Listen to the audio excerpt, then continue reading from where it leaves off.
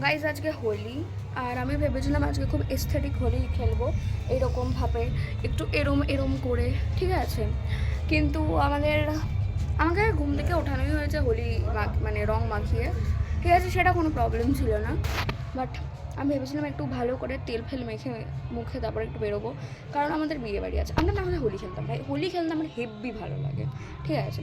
কিন্তু আমার কালকে বিয়ে আছে, মানে আমার কালকে বিয়ে না, আমার কালকে বিয়ে বাড়ি আছে।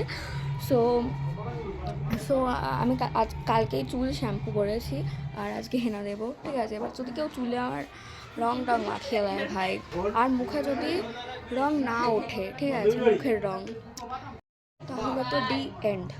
সো আমি ভেবেছিলাম বেরোবো না, বাট আমাদের বাড়ির সামনে কয়েকজন এসে গেছিলো পাবলিক, তারা আমাকে জোর করে বাইরে বের করালো, আর পুরো মুখে রং মাখিয়ে দিল। আমার হাত থেকে এখনও রং ওঠেনি। আমি সঙ্গে সঙ্গে মুখটা ধুয়ে ফেললাম যাতে না থাকে বেশিক্ষণ। আমার হাত থেকে এখনও রং ওঠেনি। যদি রং না ওঠে